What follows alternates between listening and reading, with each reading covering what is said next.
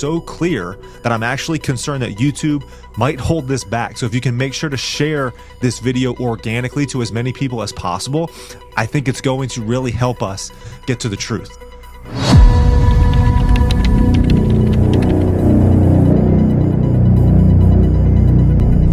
Candace Owens is under major fire right now for claiming that President Trump conspired with the state of Israel and Bibi Netanyahu to assassinate Charlie Kirk. Listen to this. I just really needed to just take a breather and really process everything that happened with Charlie and what it kind of means in terms of where we are. And I think it is a circumstance where we just know. We just know that he was truly betrayed in one of the most egregious ways that I think I've ever seen. It has made me lose faith in politics. It has made me fully lose faith in Trump. And my heart aches for the fact that he gave so much of his life to Trump and to politics. And they just were like, nope, that is it. It serves us or doesn't serve us, and we want to move on. And so here's a holiday. Bro, if they try to give me a holiday, what is with them giving people a holiday after they kill them? Why is that a thing? You know what I mean? Like, oh, Martin Luther King, what about this holiday? What about this boulevard? Anyways, let me knock it off. Like, they're going to give Charlie Kirk a boulevard. They already did. They did in Israel. They gave him freaking boulevard. It's like, as soon as they give you a boulevard and a holiday, they definitely killed you. Okay, there's no question. They killed you. There's no way. That's like their signature thing. It's like, that's what they do.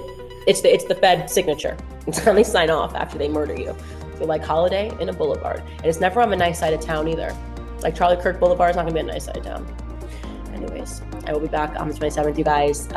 Thank you guys for all the support throughout these couple of weeks, these last really kind of 6 weeks since Charlie died.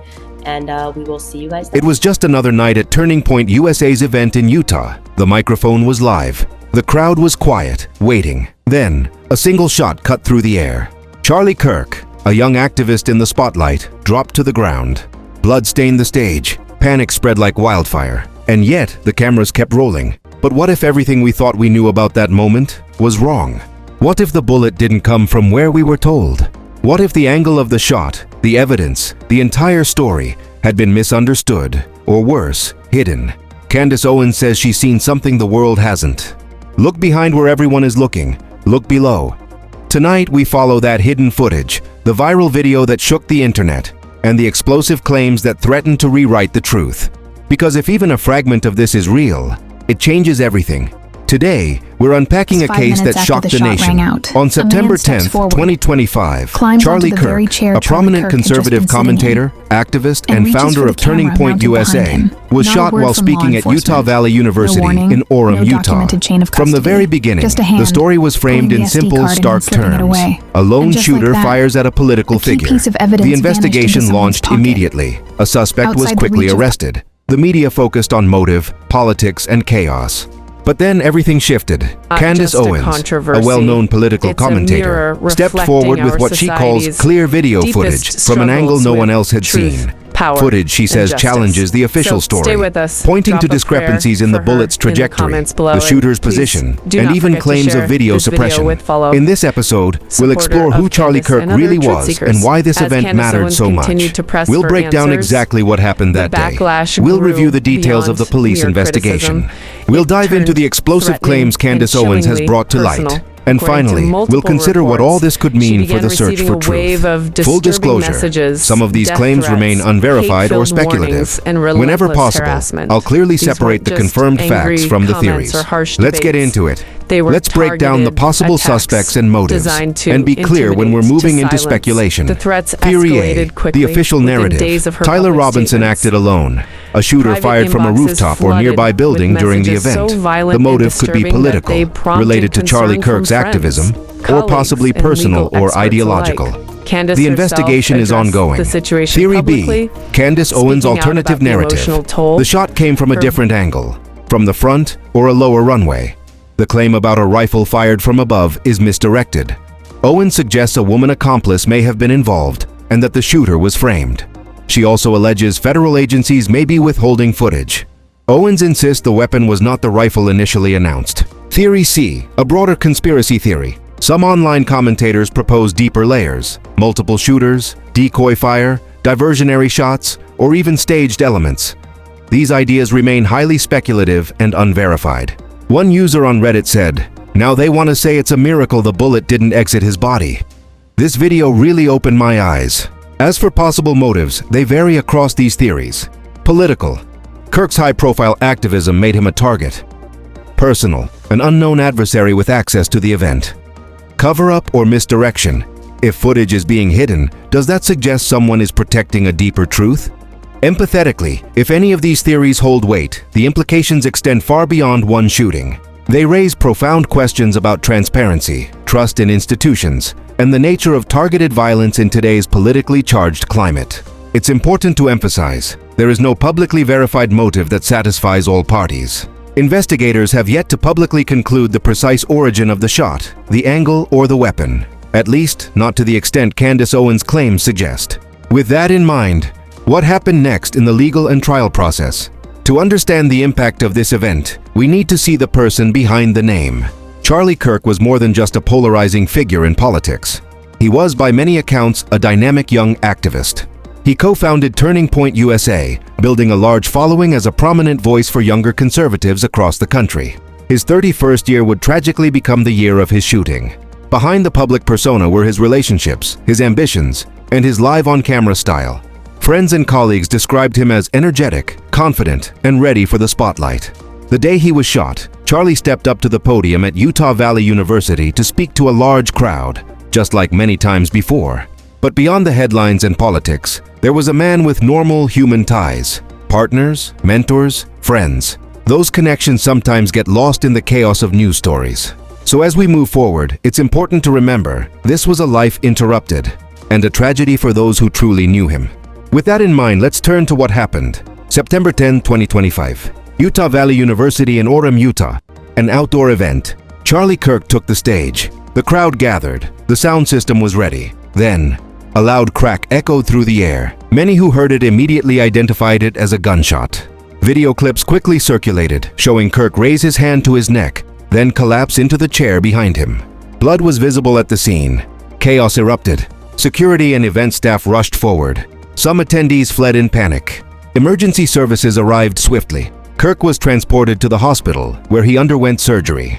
Information released to the public in those first hours was limited, fragmentary. But here's where the story grows more complicated. Where exactly did the shot come from? How reliable was the initial narrative? And why did details begin to conflict? These questions mark the beginning of a much deeper and far more contested investigation. Let's take a closer look. A suspect was soon identified, a 22-year-old Utah resident named Tyler Robinson, who later turned himself in, according to official sources. But this is where the evidence begins to fracture.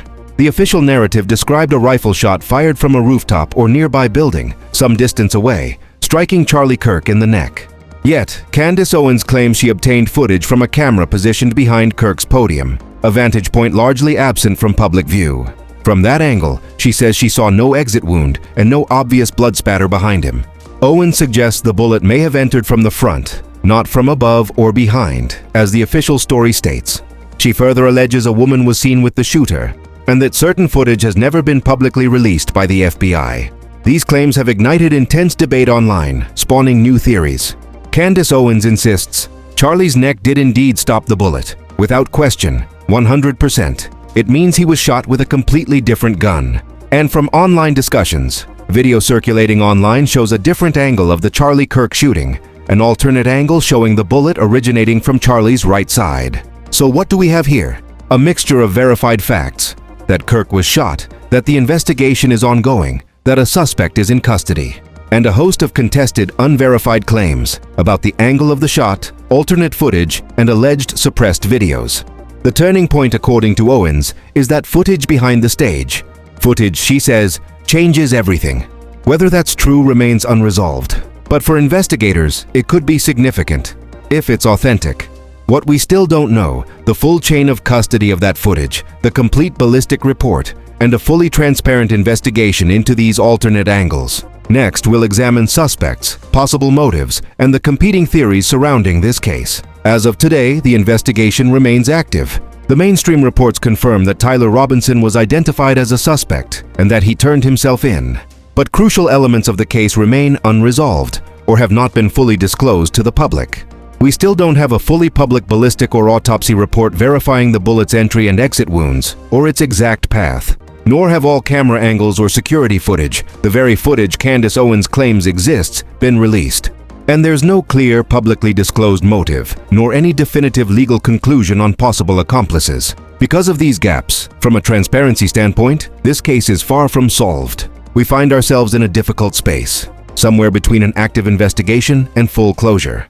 For Charlie Kirk's family, his team, and the public, trust hinges not only on finding the shooter, but on understanding how and why this happened, and whether the official story can truly withstand scrutiny. Now let's take a moment to reflect on what this incident means on a broader scale. This story, the shooting of a high-profile public figure, the conflicting narratives and the claims of suppressed video, sits at the intersection of several troubling trends: political violence, distrust of institutions, media fragmentation, and the lightning-fast spread of viral video. What can we take away from all this? A few thoughts. Transparency matters. When key footage is allegedly withheld, it opens the door to doubt. The angle of truth, literally and metaphorically. Where you stand changes everything. A camera behind the podium may tell a very different story than one in front. And the human cost. At the center of all this is a man who was shot, a family shaken, and an audience left stunned. Regardless of who is ultimately responsible, lives were affected. So I'll leave you with this question. What do you think really happened behind the scenes? Was the official narrative accurate? Or is the hidden angle Owens points to something investigators should have prioritized much earlier? Drop your thoughts in the comments. As always, respectfully. I read every one, because every piece of collective observation helps sharpen the truth. Thank you for joining me today as we unpack the tangled and disturbing story of Charlie Kirk's shooting and Candace Owens' claim of a game-changing video angle. If you found this investigation helpful, please give the video a like. Subscribe if you haven't yet, and ring the bell so you don't miss future investigations like this. Stay safe. Stay curious. The truth often hides in the shadows, but together we keep shining a light. I'll see you in the next investigation.